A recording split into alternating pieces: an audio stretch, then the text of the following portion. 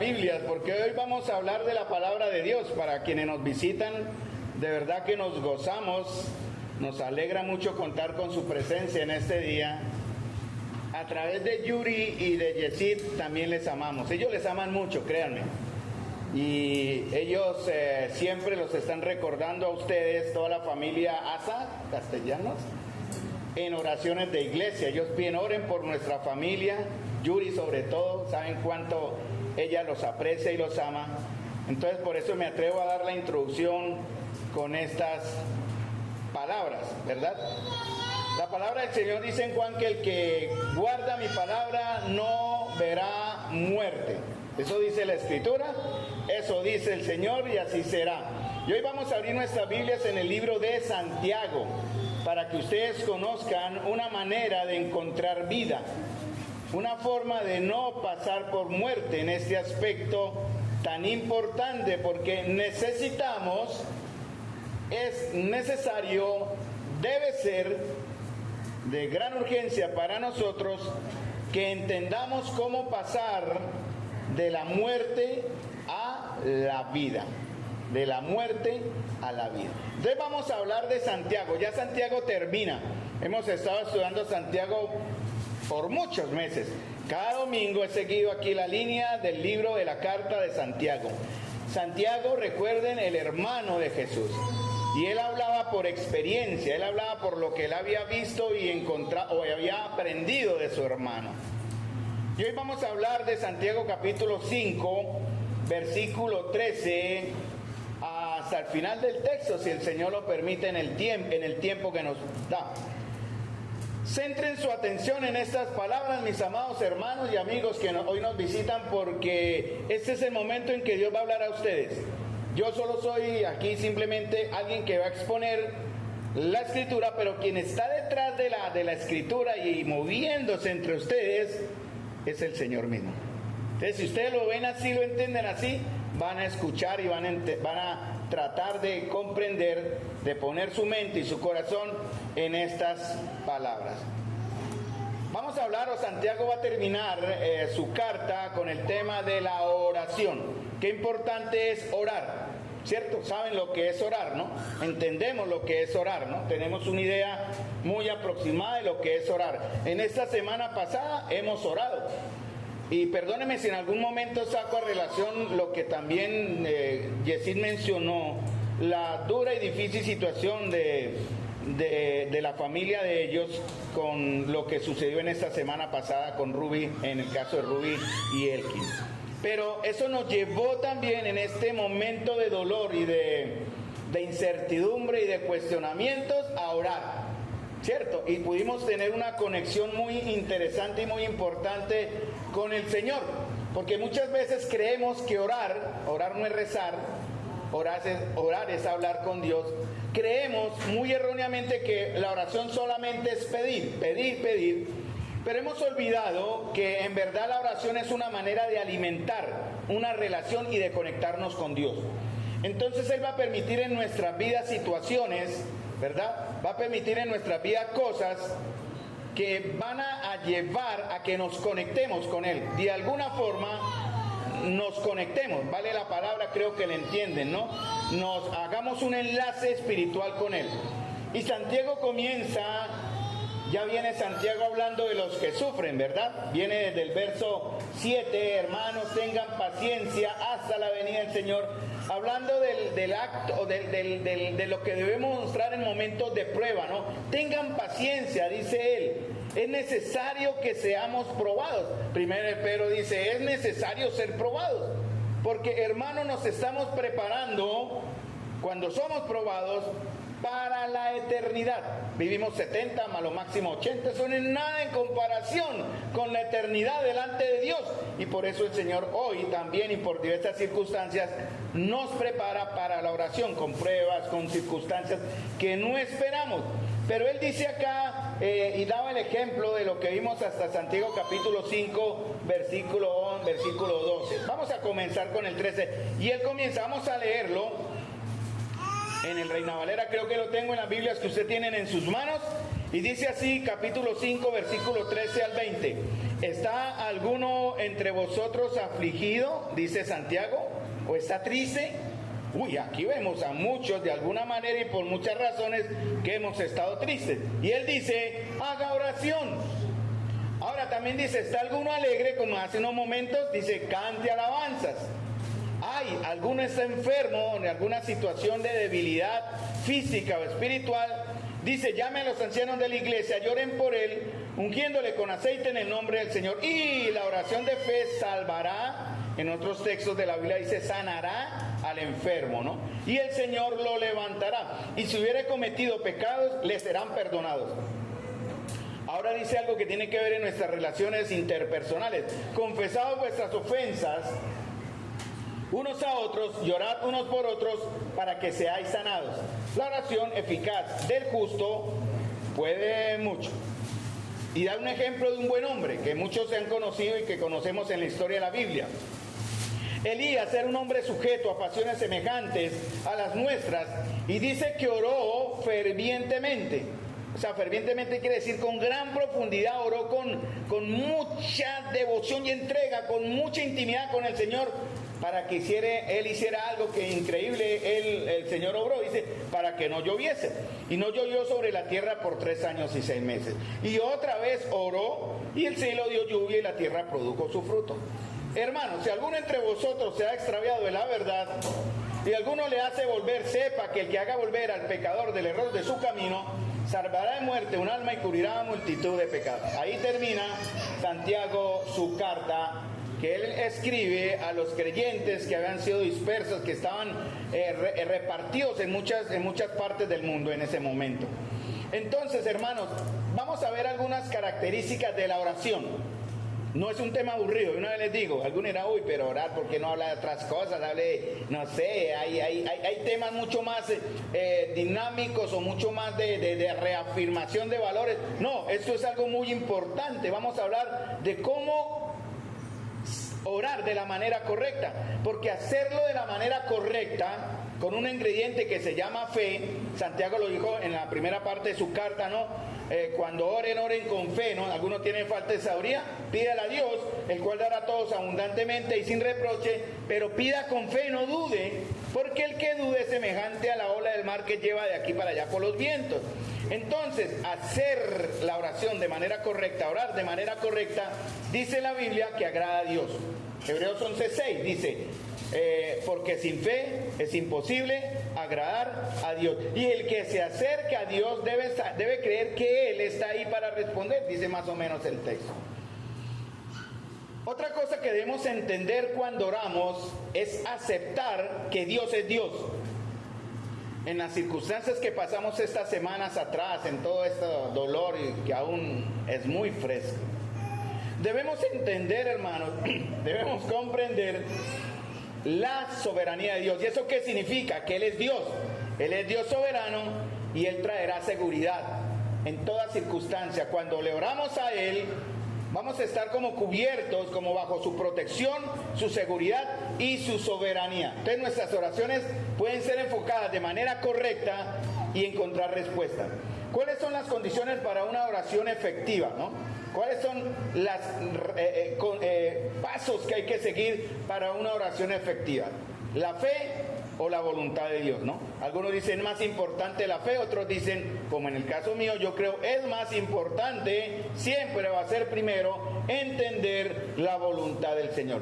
Porque la voluntad del Señor, miren, para todos nosotros que estamos acá, siempre es que buena, agradable y perfecta. Lo que el Señor está permitiendo en ustedes, mire, Rubia ya tiene, acabo de ver el texto en su camiseta, ¿no? El tiempo de Dios es perfecto. Y cuando decimos que el tiempo de Dios es perfecto, ¿qué significa? Que es perfecto, que todo lo que Él permite en nuestras vidas, sea alegría, sea tristeza o cualquier otra circunstancia que afecte nuestra parte emotiva, hermanos y amigos, es bueno, es agradable y es perfecto.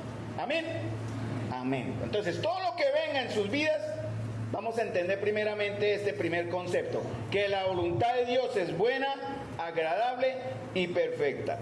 Primera de Juan capítulo 5 versículo 14 al 15 dice, esta es la confianza que tenemos en Él, que si pedimos alguna cosa conforme a su voluntad, Él nos oye.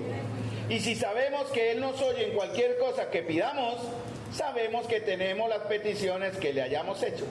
El tema que está hablando Santiago, cuando el texto que leímos, ¿cuál fue la palabra que más se repitió? La oración, ¿cierto? La oración. Entonces el tema central de hoy es la oración. ¿Qué va a determinar el poder de la oración?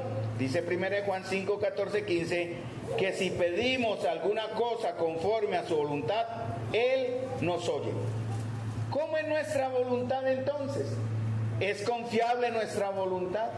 Pues hermano, la Biblia dice que nuestra voluntad, porque viene de un corazón engañoso, es pecaminosa, es limitada, es egoísta, es terrenal, siempre busca su mayor bien, siempre busca su mayor sentir, siempre busca lo que llena emocionalmente.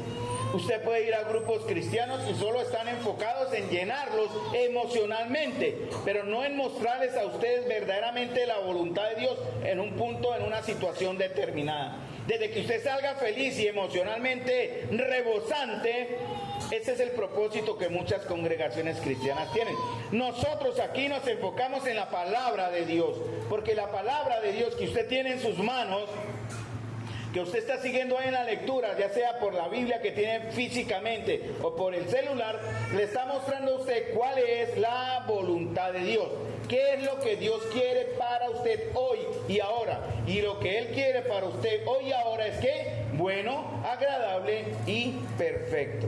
O sea, no es buena nuestra voluntad. A veces queremos hacer lo que nos gusta, ¿no? Somos caprichosos, somos niños aún y queremos que Dios nos dé lo que queremos. Pero muchas veces el Señor no nos da lo que queremos porque no son sus propósitos, ¿cierto? No es lo que Él en verdad está buscando. Si queremos cambiar la voluntad perfecta de Dios, hermanos, la voluntad santa de Dios, perfecta de Dios, por mi propia voluntad, ¿qué vamos a ganar? Nada, ¿cierto? Perdemos. Si el Señor lo hiciera también, si el Señor cambiara su voluntad por lo que queremos, nosotros perdemos, porque nosotros no sabemos lo que necesitamos. Cuando Dios hace uso de su voluntad, siempre está buscando nuestro mayor bien, absolutamente. Nunca dude, nunca permita que la inseguridad llegue a su vida tratándose de cuestionar a Dios. Por esta situación de dolor de la familia Asa, ¿no? Es Asa, ¿no? Asa, ¿cierto? Cuando ya digo Daza, perdón. Asa Castellano. ¿Por qué? ¿Por qué sucedieron estas cosas? ¿Por qué el Señor ha permitido estas situaciones de dolor? Bueno, el Señor está permitiendo estas situaciones de dolor en el caso de ellos específicamente y en muchos de nosotros hoy. Es para que ustedes, familia Asa Castellano, le conozcan a Él de una manera personal, para que puedan ver el obrar de Él en sus vidas. Y pongo ese ejemplo porque es el más reciente, que aún a nosotros, hermanos y amigos, les digo a ustedes que no nos conocemos mucho, pero nos ha dolido. Nos ha dolido, porque los que somos padres, los que somos hermanos o los que somos de alguna manera afinidad con alguien a quien amamos, nos conduele y nos angustia su ausencia y su partida de las maneras que menos esperamos. Pero todo esto va a servir para que nuestra cercanía a Dios sea ahora mucho más cerca, si vale la frase. De pronto estamos muy retirados de Él y Él va a permitir cosas para que nos acerquemos a Él. Él está cerca de nosotros. Él está consolando en este momento el alma de esta familia a la cual Yuri ama y Yesid aman de una manera muy especial. Y nosotros, créame, no es cepillo. Dirán, el Señor habla porque bueno, es la ocasión. No, también estamos aprendiendo a amarles, familia Asa Castellanos, a través de los hermanos, porque oramos por ustedes y nos conduele esta situación que no esperamos que sucedan a otros. Pero si llegara a suceder, vamos a decir, bueno, la voluntad de Dios será buena, agradable y perfecta. Porque la oración es efectiva por la fe en el Señor y no por la oración en sí, ¿no? Algunos piensan que si oran de una manera, que si rezan de una forma, van a obligar o van a inclinar que Dios haga lo que queremos, ¿no? Algún ritual, algún rezo específico, pero no es así. Santiago 1:6 da un ingrediente: pida con fe, no dude nada, porque el que duda es como la onda del mar que es arrastrada por el viento y echada de una parte a otra. En Hebreos 11:6 ya lo dice, ya lo dije anteriormente: sin fe es imposible agradar a Dios. Todo el que desea acercarse a Dios debe creer que Él existe y que recompensa o da recompensa a los que lo buscan con sinceridad. Y eso es una verdad que está en la Biblia. Dos características: fe y confianza. La fe es acercarme a Dios creyendo que Él existe, que Él es Dios, y la confianza es simplemente confiar en su carácter. ¿Saben lo que es el carácter de Dios? Si yo pusiera de alguna manera un ejemplo muy humano, confíen en el carácter de alguien, de su palabra. Santiago habló de eso en el verso 12, ¿no? No juren por el cielo, ni por la tierra, ni por ningún otro juramento, sino que vuestro sí sea sí y vuestro no sea no, para que no caigáis en condenación. Porque hoy día la palabra no vale nada, y el carácter de las personas, cualquiera que sea su estatus o su educación, no es confiable. Si yo le digo confíen en mí, los puedo estar engañando porque yo les puedo fallar. Y realmente les fallaría en algún momento, quiera Dios que no. Pero si nos comparamos con el carácter de Dios, hermanos, Él no falla. Él es siempre fiel, Él es siempre real, Él es siempre efectivo, Él no falla. Por eso se llama confianza. Fe, creo que Dios existe, lo acerco a Él. Confianza, Él tiene un carácter que no va a fallar. Desafortunadamente hay una razón que impide a veces que la oración sea efectiva, que es la incredulidad. ¿Saben lo que es la incredulidad? La incredulidad va sumada con otro aspecto del corazón que se llama dureza de corazón. Por ejemplo, en Mateo 13:58, Jesús no pudo hacer muchos milagros entre aquellos que le oían a causa de la incredulidad de ellos. En Hebreos 3:12 dice el Señor: tengan cuidado, hermanos, no sea que alguno de ustedes haya un corazón malo de incredulidad para apartarse del Dios vivo. Incredulidad y falta de fe impiden que Dios haga efectiva la respuesta que nuestro corazón anhela o que desea en un momento determinado.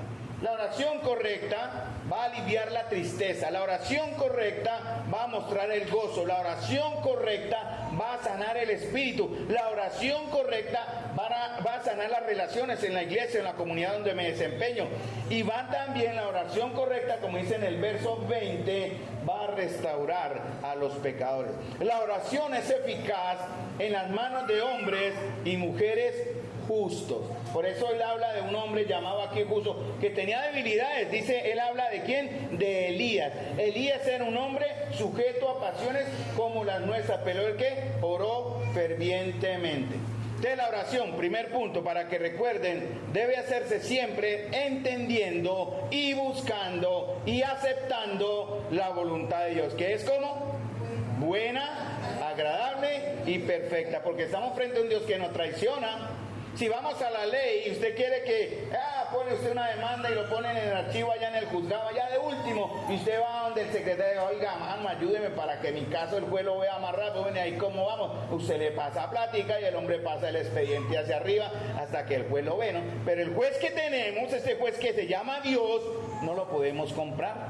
No le podemos decir, vea, pase por alto esta situación, uy Dios, téngame. No, Él es justo, ¿no? Como él también lo dice, él es lento para la ira, pero también grande en misericordia. Pero dice él su verdad, no tendrá por inocente al culpable.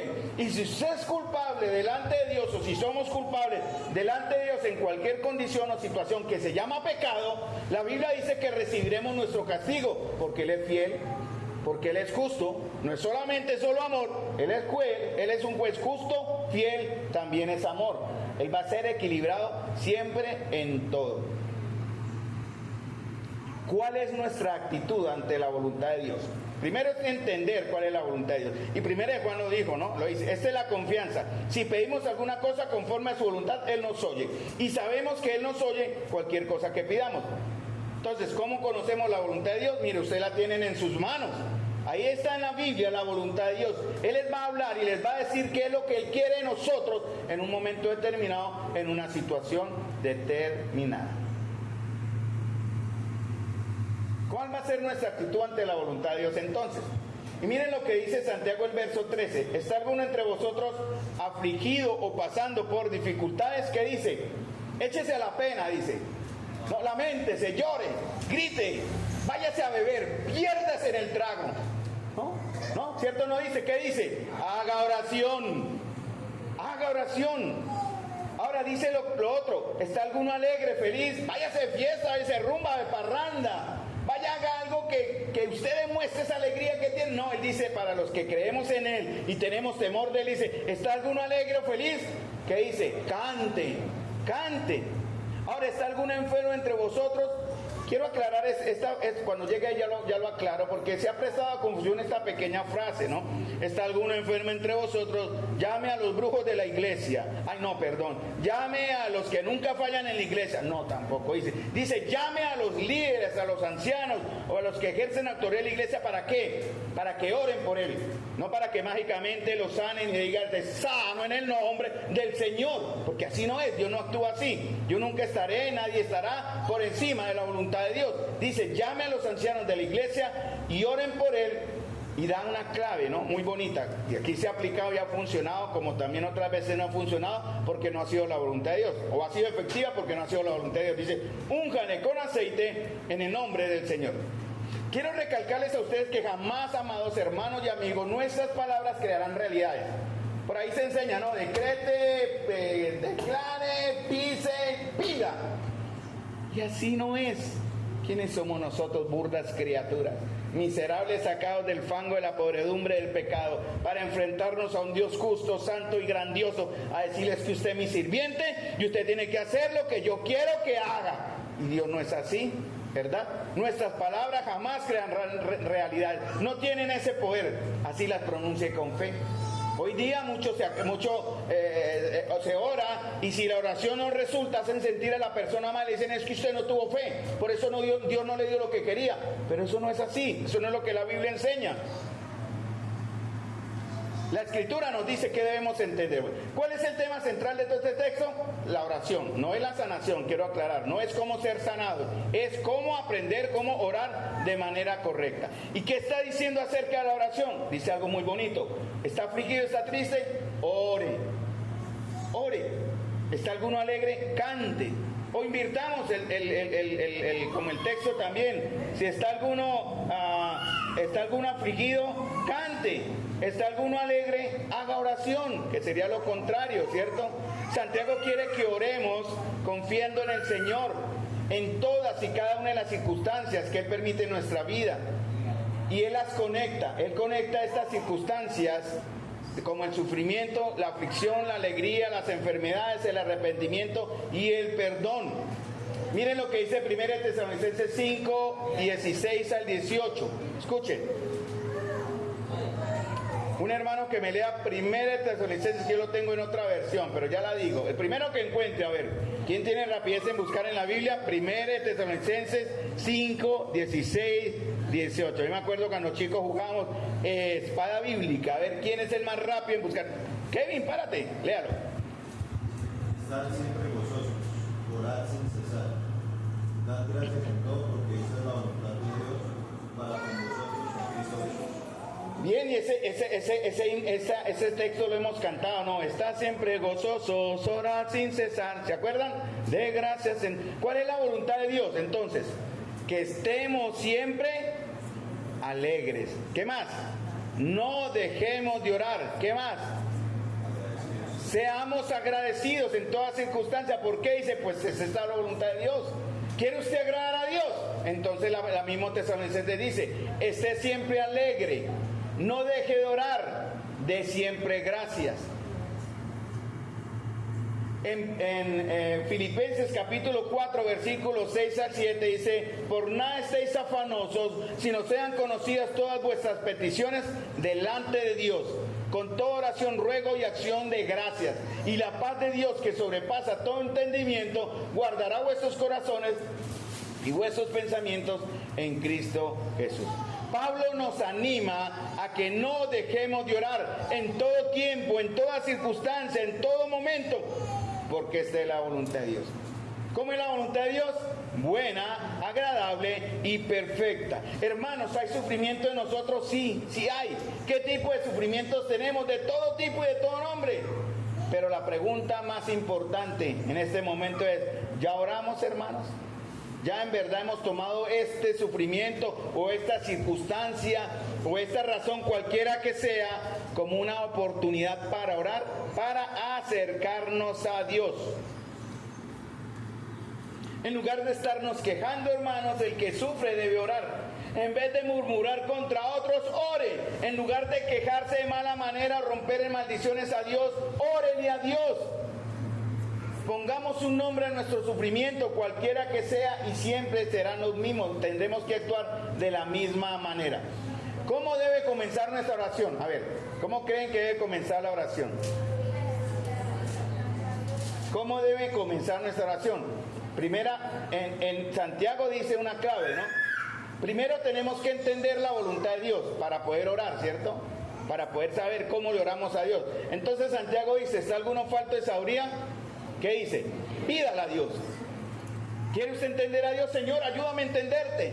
Y dice la Biblia, el cual dará a todos abundantemente y sin egoísmos, y les será dada. Los que vinieron hoy acá están acá. Mire, yo les digo una gran verdad: los que estamos aquí no están por la casualidad del destino, del azar, de la providencia. Ustedes, nosotros estamos acá para conocer más del Señor, para aprender, no por lo que yo digo, yo no soy nadie acá, pero sí por lo que el Señor dice. Y el Señor está diciendo, ¿está alguno en falta de sabiduría? ¿Quiere conocerme? Pídame y yo me revelaré a ustedes.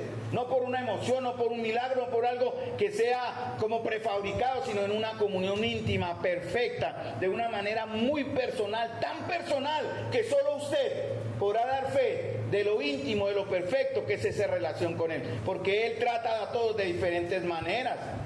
Él se acerca a las personas de diferentes formas. Él habla de muchas otras maneras y formas, valga la palabra, la repetí acá. Entonces debemos primero pedir sabiduría para entender, ¿cierto?, qué quiere Dios. Y luego pedir sabiduría también para hacer lo que Dios me pide que haga. Si estamos dispuestos a hacer lo que Dios nos pide que hacer. Si estamos dispuestos de verdad a obrar lo que Dios pide en nosotros.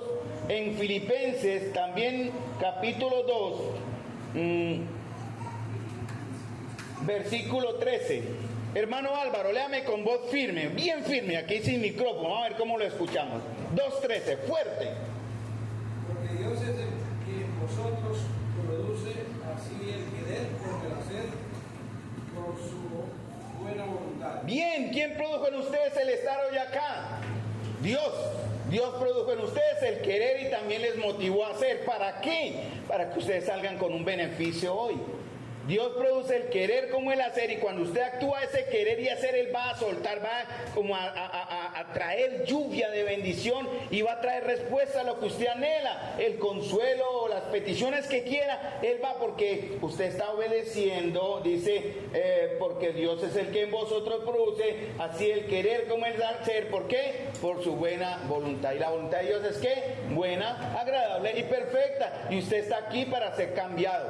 Ustedes vinieron aquí para recibir la semillita de la fe. Ustedes están acá porque esta semillita que hoy estamos hablando, o que Dios está hablando acá, mostrándole la manera correcta de acercarse a Él, va a quedar en sus corazones. Si ustedes hacen caso, bien. Si ustedes permiten que esa semillita germine en tierra apropiada, correcto. Si no, bien, pidámosle a Dios misericordia, que le conceda nuevos tiempos donde usted le pueda conocer de una manera diferente o en otras circunstancias. Entonces, hermanos, cuando oramos vamos a tomar decisiones. Y en medio del dolor y las dificultades que nos embargan o nos aprietan, siempre debemos centrarnos en conocer los propósitos de Dios. Cuando entendemos la voluntad de Dios, mis queridos hermanos y amigos, vamos a evitar enojarnos con el Señor. Porque me dio lo que yo no estaba pidiendo, o no me dio nada de lo que pedí. A veces somos caprichosos y nos vengamos de Dios en cierta manera. No me dio lo que quería, yo no quiero saber de usted. ¿No? Yo me alejo de usted, ya no voy a la iglesia, ya no oro, ya no leo la Biblia, voy a hacer lo que yo quiera. Listo, hágalo. Usted sufrirá las consecuencias. Pero no seamos como niños caprichosos y malcriados, ¿verdad? Porque usted, como no entiende cuál es la voluntad de Dios, que es buena, agradable y perfecta, entonces usted se enoja con Él porque no me dio lo que yo no estaba pidiendo. Como niños, mire, vemos los niños aquí, algunos están dormidos, otros están activos. No se preocupen por eso. Algunos dirán, qué pena con el hermano, que el niño está. No, ellos son niños.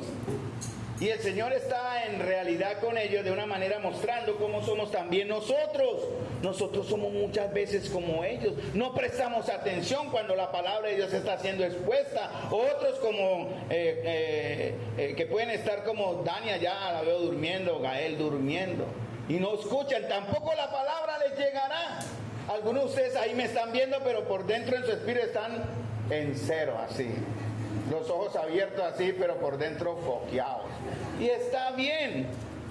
Hoy no es el momento para los que están durmiendo, ¿verdad? Pero para los que están activos, atendiendo la palabra de Dios, hoy es el día de ustedes. Entonces, pongamos en una balanza, ¿verdad? Debemos aprender, por ejemplo, a poner nuestro dolor, confusión en un lado y el carácter amoroso, santo, soberano, sabio, fiel, justo y poderoso del Señor en el otro lado. ¿Qué debe pesar más? ¿Nuestra parte emotiva o la voluntad de Dios o el carácter de Dios? ¿Qué debe pesar más? El carácter de Dios, ¿sí? Dios es amor. ¿Se sienten ustedes amados por Dios? ¡Claro! Entregó a su Hijo.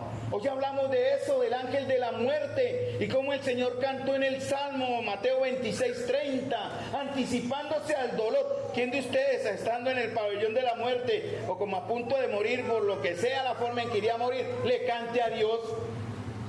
Pero él le cantó al Señor. Recuerden, Salmo, lean de Salmo 116, 117 y 118. Eso fue lo que el Señor cantó en el último momento, en las últimas horas, antes de ir a muerte. Para recibir sobre sí, miren, escuchen, toda la ira. Ustedes no entienden eso, no lo vamos a entender, hermanos. Ojalá lo comprendiéramos. ¿Qué es lo que significa recibir la ira de Dios? Y nosotros no vamos a recibir la ira de Dios. ¿Por qué? Porque Cristo recibió la ira por usted. Por usted. Jamás dudemos del carácter de Dios. Cristo jamás dudó del plan de Dios, jamás dudó del plan de Dios. Y Él fue a la obediencia. ¿Se acuerdan cuando estaba en agonía en el huerto? ¿Se acuerdan? ¿Qué decía Él? ¿Qué decía Él? No era fácil, no es fácil. Es que por eso digo, no lo entendemos, recibir todo el enojo divino por el pecado. Y Él decía, Padre, si es posible, pase de mí esta copa. Señor, no quiero pasar por eso, si se puede, hágalo. Pero no, que no se haga mi voluntad, sino la tuya. ¿Y cuál fue la voluntad del Padre? Vaya a la cruz. Porque si usted no recibe mi ira, la descargo sobre ellos. Y Jesús fue voluntariamente a la cruz del Calvario. Su obediencia resultó en su salvación, o en nuestra salvación. Recordemos también que el Señor responde de maneras diferentes, de formas diferentes, en momentos diferentes, con diferentes personas. Pero como dicen Romanos 8:28, ¿se acuerdan? ¿Conocen ese verso? Mas los que aman a Dios, ¿qué dice? Más alto que no oigo. Los que aman a Dios, todas las cosas ayudan a bien. No dice que todas las cosas serán buenas. Dicen todas las cosas ayudan a bien. Si usted entiende ese texto, lo pone aquí en su corazón, va a entender entonces que siempre cuando venga una situación, todo aunque duela, será para bien. Porque la voluntad de Dios es ¿qué? Buena, agradable y perfecta. He tenido tiempo de pensar en algunas palabras que compartí cuando la situación con Josué. ¿Dónde está Josué ahora, de verdad? ¿Dónde está Josué? ¿Dónde está? ¿Dónde creen ustedes que está Josué? Voy a decir una verdad basada en la Biblia, obviamente, no basada en mi emoción. ¿Dónde está él ahora? ¿Por qué el silencio? ¿Dónde creen que está él ahora? Cuando el Señor le llevó de sombras de muerte a sombras de vida, ¿dónde está él ahora? Él está en la presencia de Dios. Porque en su inocencia, en su juventud, en su carácter aún inmaduro, muchas cosas pudieron pasar. No sabemos, dejémosela al Señor. Pero lo que yo sí sé, yo lo creo, porque lo digo: dejad que los niños vengan a mí, porque tal es el reino de los cielos. Y Josué no era un adulto como muchos de nosotros acá, que sí daremos cuenta a Dios por nuestros actos. No hay excusa. Ay, señores, que no, yo no sabía. Mire, hermano, la ignorancia de la ley no lo exime de la culpa. Yo me atrevo a decir, por lo que dice la Escritura también, por lo que la palabra de Dios dice, y también viendo que Dios es justo. Dios es justo. Y Él permitió la acción de Josías. Perdónenme que tome el ejemplo, pero tiene que ver con esto del dolor que estamos hablando, de cómo todas las cosas ayudan a bien. Dios permitió que Josué tomara esa decisión porque Él lo quería para Él. De otra manera envía o pasa, algo sucede y no sucedió lo que sucedió. Pero ya pasó. Sin embargo, tenemos la gran esperanza, o por lo menos le doy esa esperanza a sus padres, que sepan que su hijo ahora está en el lugar donde no habrá más llanto, más clamor, más dolor, porque estas cosas pasaron. La gran pregunta es si ustedes irán a verlo a Él. ¿Cierto? Veremos. ¿Verá mi esposa a su madre cuando estemos en gloria? ¿Veremos a aquellos que partieron antes de nosotros por muerte? ¿O estaremos en el lugar del tormento recibiendo lo que nuestros pecados justamente merecen?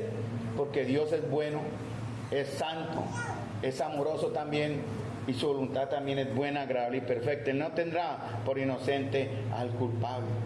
¿Sí me entienden lo que quiero decir? Esto es una esperanza basada en la Escritura. Pero esto es solamente para aquellos que en su inocencia no pudieron o no tuvieron la oportunidad de escoger porque tal vez fueron manipulados, engañados o por muchas otras razones en su inmadurez de su carácter. Pero no para aquellos que ya tenemos uso de conciencia ya real, que entendemos las consecuencias del pecado y comprendemos hasta dónde irán nuestras maldades. Dios hace que toda maldad y sufrimiento coopere para llevar a cabo el mayor bien. Él puede detenerlo o mantenerlo, puede quitármelo a mí o dárselo a otro. Si Él decide dejar el sufrimiento, Él siempre dará gracia para soportarlo y gracia suficiente para que su poder se perfeccione en la debilidad. Y me explico, esto no es resignación. Cuando estamos en dolor no es simplemente, ay, bueno, me pasó, ¿qué más puedo hacer? Bueno, aguantar, ¿no? Algunos no lo hacen así, ¿no? No es resignarse, no se resigne. Démosle la honra al Señor, sabiendo que cuando entendemos o si comprendemos hasta dónde alcanza su gracia para soportar este dolor, entendiendo que su voluntad es buena, agradable, perfecta, que Él es santo, justo, entonces nuestra debilidad se va a convertir en nuestra fuerza. Hoy día se enseña, ¿no? El débil pierde, ¿no? En esa famosa ley de la evolución, ¿no? El fuerte se come al débil. Pero en el plan de Dios, el débil se come al fuerte, hermanos. Porque el poder de Dios se muestra y se manifiesta en los débiles. Por eso Él dice, yo lo necio del mundo lo escogí. Lo vil del mundo lo escogí sobre los sabios. Lo imperfecto lo elegí para amarlo sobre aquellos que se creen que lo merecen todo o que tienen capacidades o tienen oportunidades en la vida, pronto tienen dinero, educación, lo que tengan y creen que con eso merecen más estar en la presencia de Dios que aquellos de nosotros que tenemos un corazón humilde, sincero delante de Él y que en verdad le buscamos. Entonces, volvemos a Santiago. Está afligido, ore. Órele a Dios, dele Señor, gracias. Está alegre, cantemos. Cuando se habla cantar aquí en Santiago, la palabra alabanza en el griego, la palabra griega que está ahí, tiene que ver con la oración pública. O sea, quiere decir con acompañamiento musical. Y eso tiene que ver más que todo con el canto que hacemos en la iglesia. Interesante, ¿no?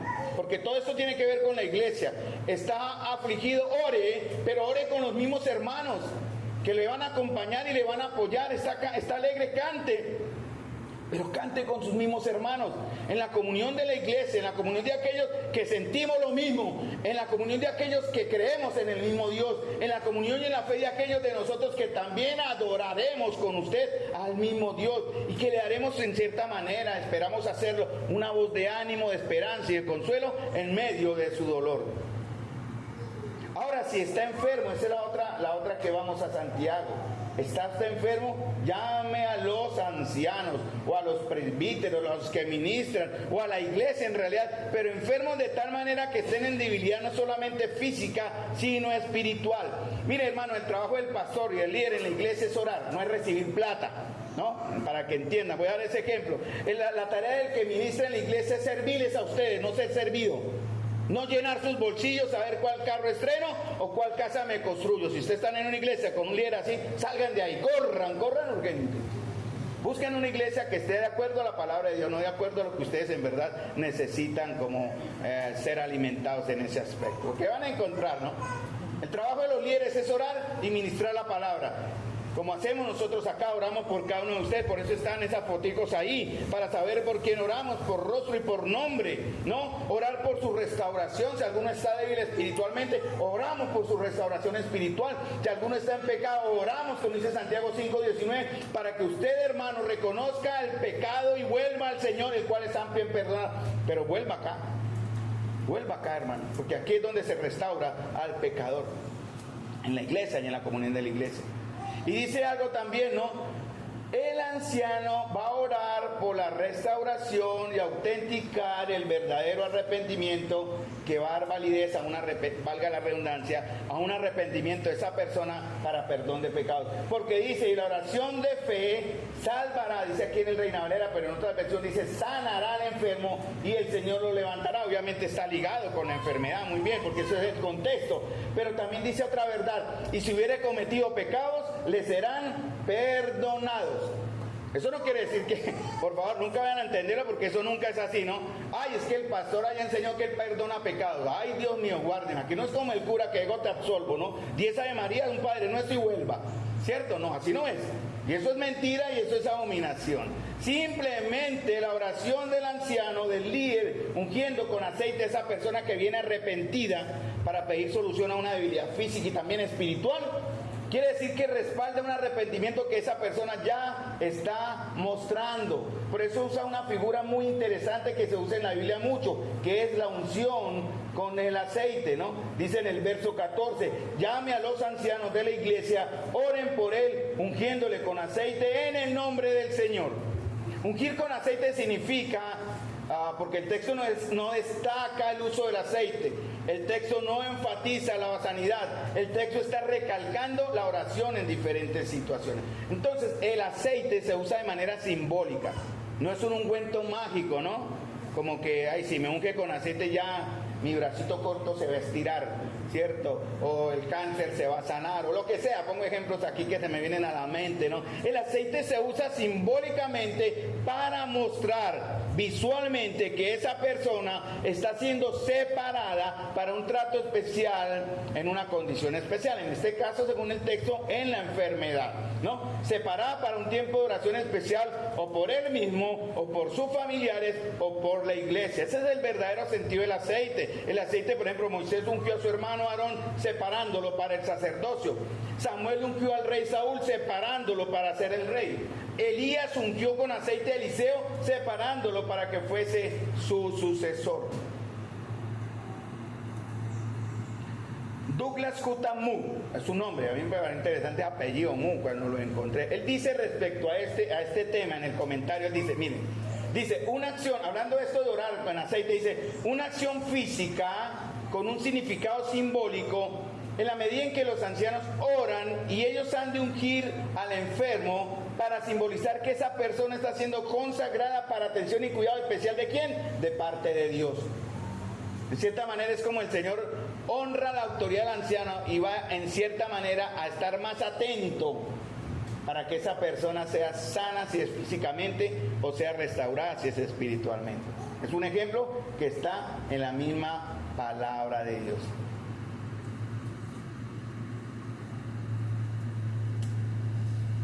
Salmo 32, 3 al 6. Vamos a buscar Salmo 32, 2 al 6. Porque tiene que ver con los efectos del pecado.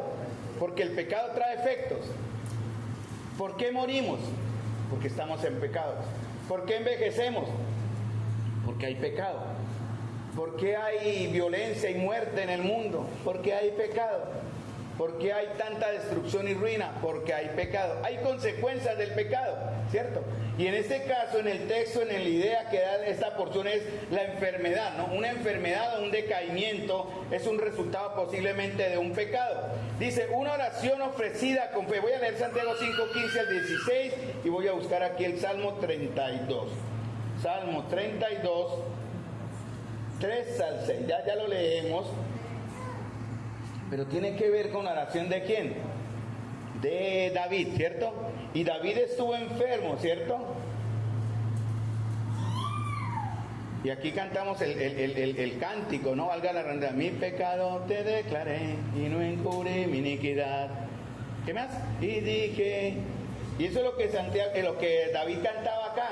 Verso 32, 5 al 6, no, 3 al 6.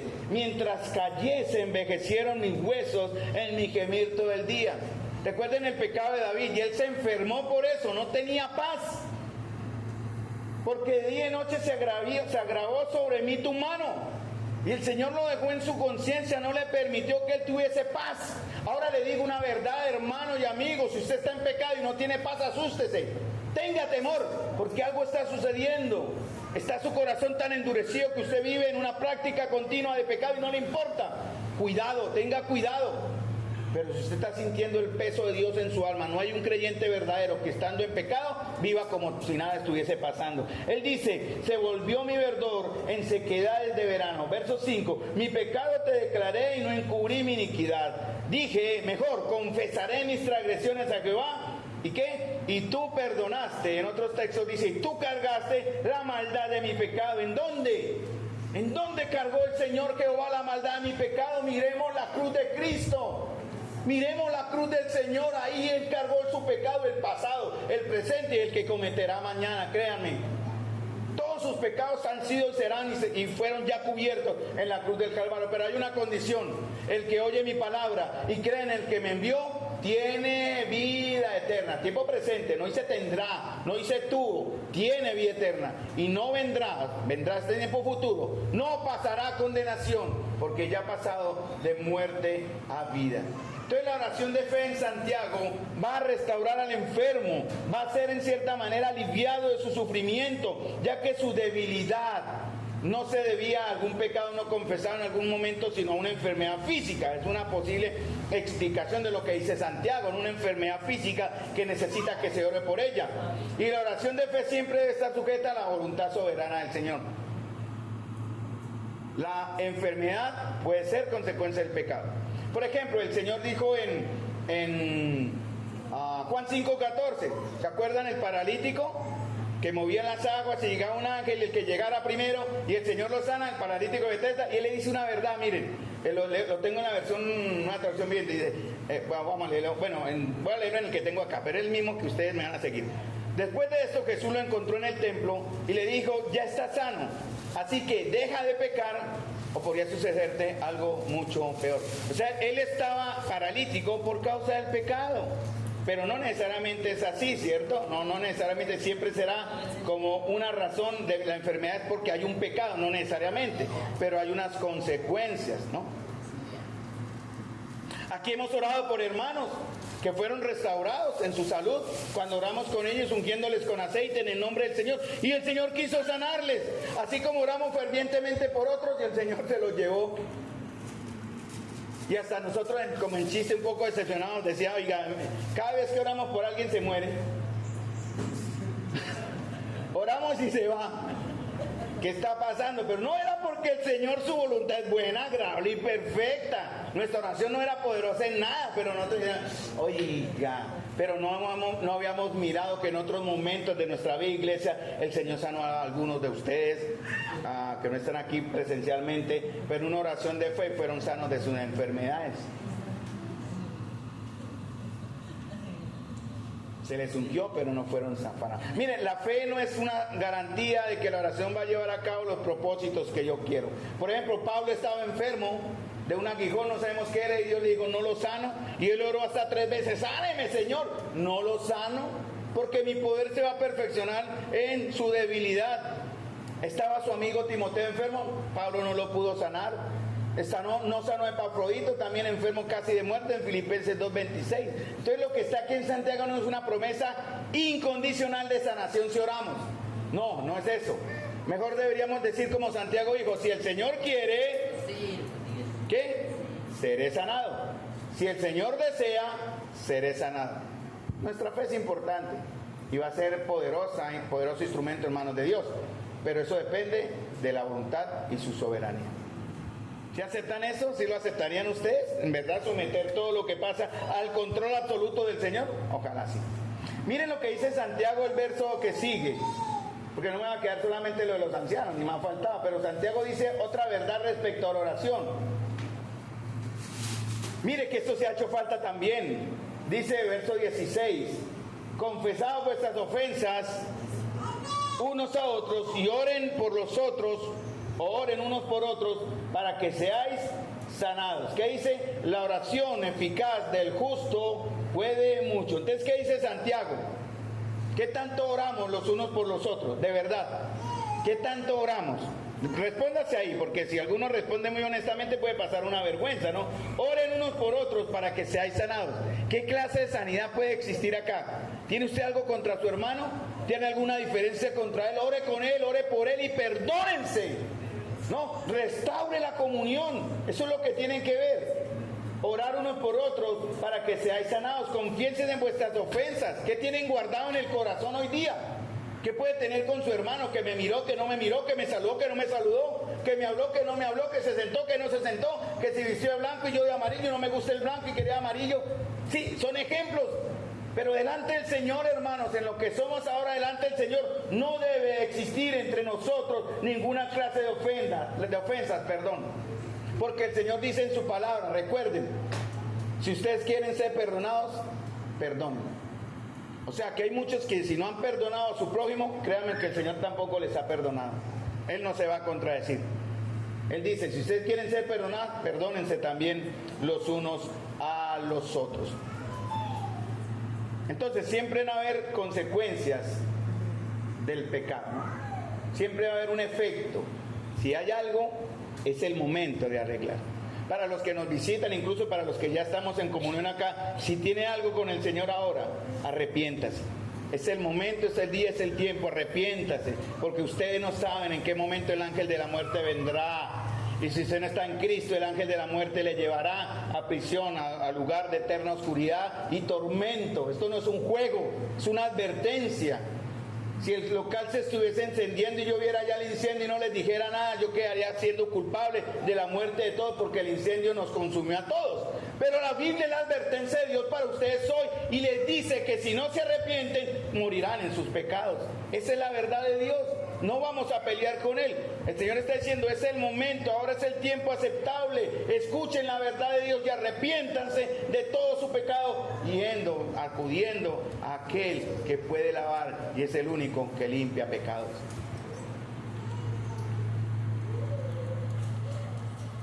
No debemos avergonzarnos por denunciar el pecado. Vergüenza debería darnos convivir con el pecado. Y así muchos se ofendan, ¿no? O se sientan ofendidos porque se les muestra el pecado. Mejor les digo, arrepiéntanse en lugar de ofenderse conmigo, con cualquier enemigo. Usted está haciendo mal. Ay, pero ¿por qué me juzga? Usted no tiene razón. Pero mire, la Biblia dice que usted no está haciendo lo que Dios dice que debe hacer. Ay, no, yo me voy de aquí me juzgan, aquí no me aman. Al contrario, le amamos más que suficiente, porque le estamos advirtiendo las cosas. Más bien arrepiéntanse porque ustedes han insultado, o algunos hemos insultado en algún momento de nuestra vida al Señor. Por eso en la iglesia vemos debilidad. Entre los creyentes hay debilidad, enfermedad, muerte. No solamente debilidad, enfermedad, muerte física, sino también espiritual. Un estudio, miren, les leo textualmente, abro comillas, esto lo encontré en internet. Un estudio del Instituto Nacional de Salud dice que la exposición al estrés, ¿saben lo que es el estrés, no? Conocemos, ¿no? El estrés, ¿no? Bueno, un estudio del Instituto Nacional de Salud dice que la exposición al estrés, y voy a abrir una comilla aquí, el pecado en un verdadero creyente produce estrés. Si usted es un verdadero creyente no puede tener paz si está en pecado. Debe haber un estrés, una tensión emocional y espiritual que usted no debe convivir con ella. Ahora vamos al texto. Un estudio del Instituto Nacional de Salud dice que la exposición al estrés puede aumentar la probabilidad de desarrollar enfermedades. Estudios médicos comprobados.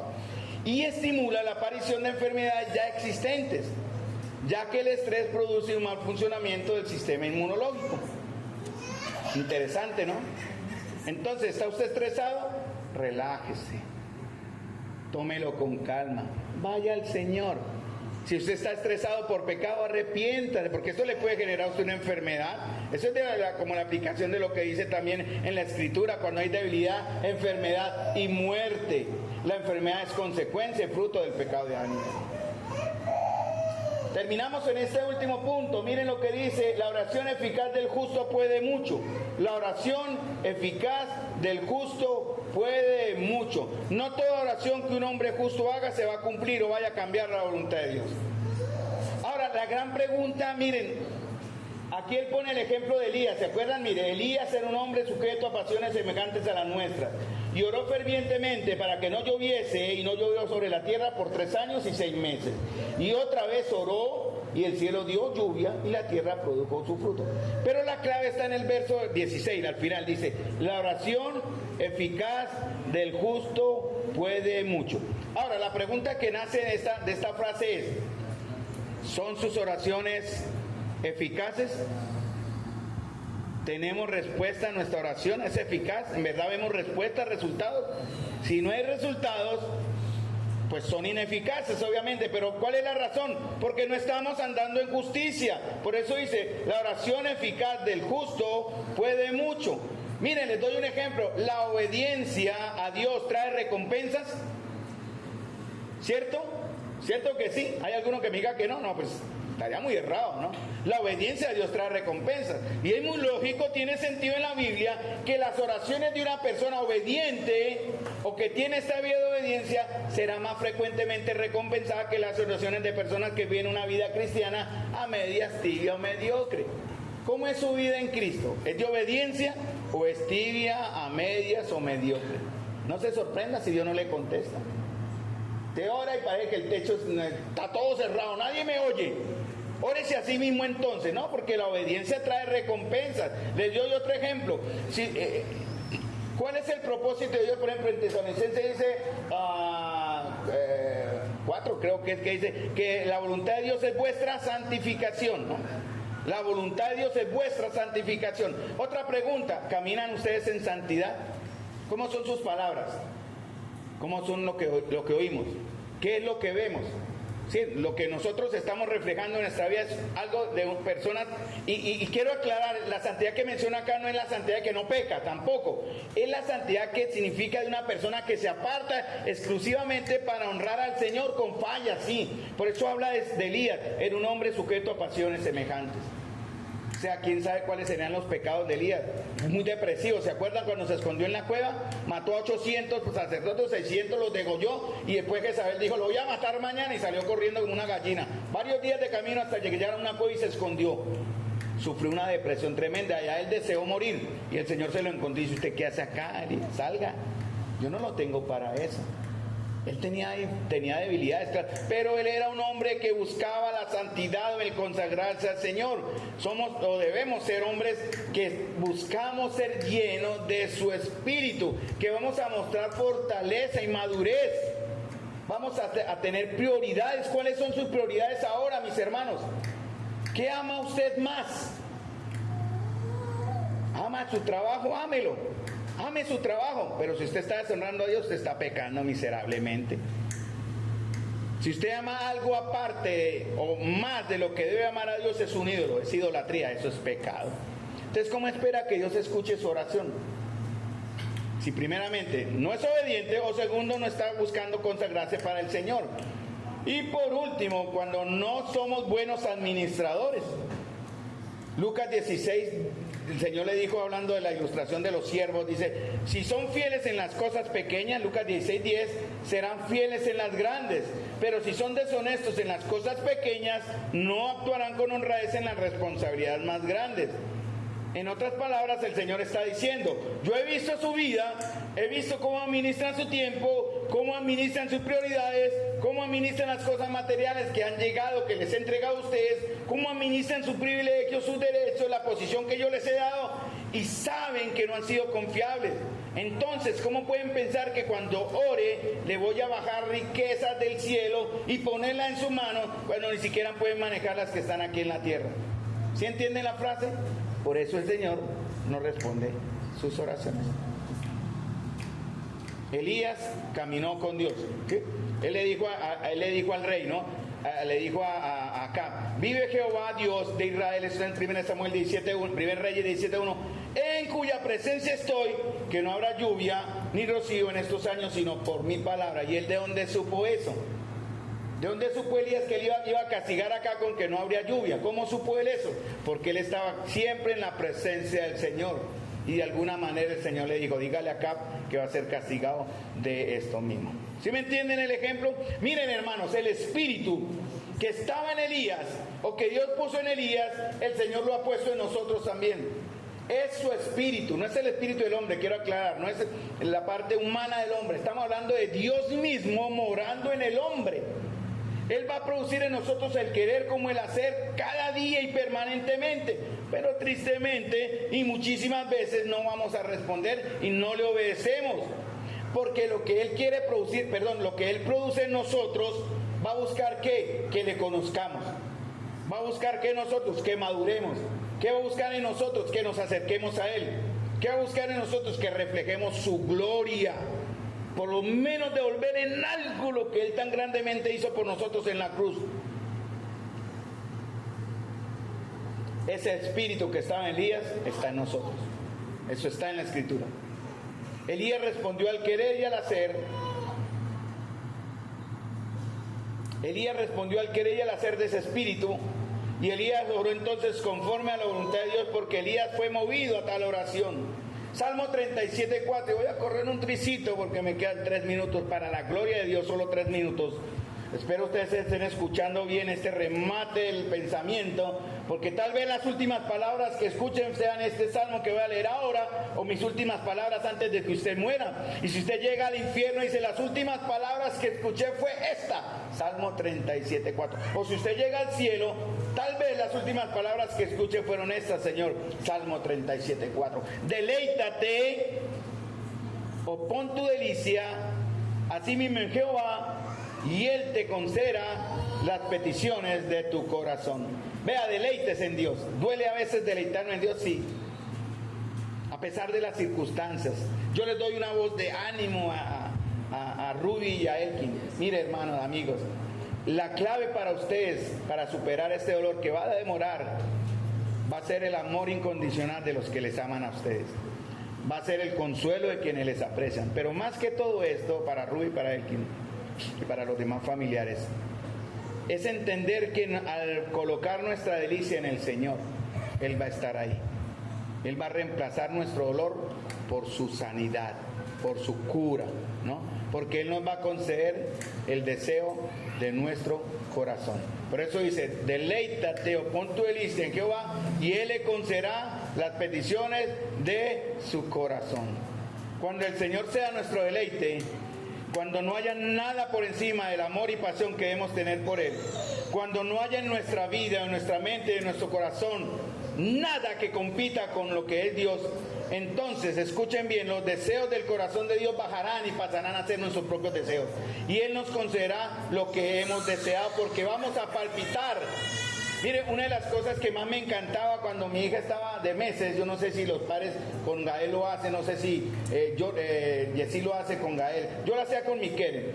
Una de las cosas que me calmaban mi inseguridad era acuncharme al lado de Keren y escuchar su corazón. Eso me tranquilizaba, ¿entienden? Sentir el del corazón de mi hija palpitando ahí, y me traía paz. Ahora imagínense lo que significa palpitar al mismo ritmo del palpitar de Dios. ¿Qué más tranquilidad nos puede tener? ¿Qué más paz nos pueda tratar al alma y al espíritu abatido o en tormenta, ¿no? Porque cuando palpitamos de acuerdo al sentir de Dios, vamos a entender la voluntad de Dios, que es buena, agradable y perfecta. Aprendamos a no orar en la carne, rehuyámosle a la carne, de orar solo por orar, ¿no? De buscarlo solo por buscarle, como un ritual religioso, ¿no? Porque la carne que nos mueve no es confiable, es peligrosa. Dejemos de cavar ya cisternas rotas, no cabemos en las profundidades de la palabra. Mire, aquí hay miles de promesas de consuelo, de vida eterna para todo aquel que cree en Él. Dejemos ya de alimentarnos de la chatarra y la basura del mundo. Dejemos ya de buscar los desperdicios de los cerdos. Dice la Escritura que no solo de pan vivirá el hombre, sino de toda palabra que sale de la boca de Dios. Según de Corintios 5:14. Ahora sí voy a terminar. Según de Corintios 5:14. Miren lo que dice Pablo. Es muy hermoso lo que dice él. y yo no lo estoy haciendo, lo confieso. Esto que Pablo dice no lo estoy viviendo, pero lo quiero vivir y estoy en la búsqueda de eso. Y espero que si alguno se adelanta me diga cómo llegó allá. Pero Pablo dice, 2 Corintios 5:14, porque el amor de Cristo me constriñe, el amor de Cristo me constriñe, me controla, significa eso, me gobierna. El amor de Cristo me mueve, hermanos. Y cuando eso suceda, no habrá más opción que entregarnos a Él. Cuando comprendamos que el Padre envió a su Hijo, que dio su vida, y que luego Él viene y mora en nosotros, hombres y mujeres en pecado, oscurecidos de mente y corazón, cuando entendamos esta grandeza de su amor y cómo el Señor ha entregado a su Hijo por personas como nosotros, vamos a empezar a no vivir como ahora de pronto estamos viviendo de una manera desagradable a Dios, sino vamos a empezar a vivir de la manera que le agradará a Él. Porque la Escritura dice, de modo que si alguno está en Cristo, nueva criatura es. Lo viejo pasó, lo nuevo llegó, todo es nuevo en nosotros.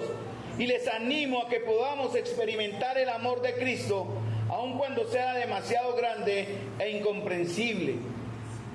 Pablo dice, ruego y oro para que puedan entender la altura, la anchura, el largo, pero también la profundidad del amor de Dios que excede a todo conocimiento.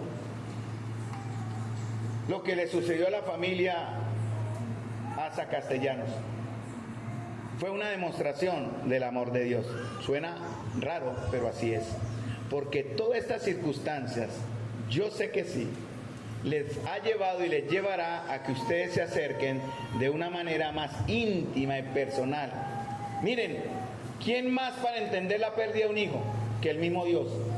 Él entregó a su propio hijo, allá lo abandonó, tanto que él dijo, Padre mío, ¿por qué me has desamparado? Él sabe, Dios sabe lo que es perder un hijo. Él lo entregó allá, lo abandonó, le volvió la espalda porque necesitaba desahogar su ira santa sobre él para que usted y yo pudiésemos recibirla en el tiempo futuro. ¿Quién más que Él para entender nuestro dolor? Cuando lo comprendamos, podremos decir como Pablo, porque el amor de Cristo ahora me controla, me gobierna y me mueve. Padre Celestial, Señor, te doy las gracias por este tiempo, Señor, en que todos aquí escuchamos tu palabra, Señor. Y yo sé que tu Espíritu, Señor amado, se ha movido, obrando en el pensamiento, en el corazón, Señor, de los que hoy estamos acá.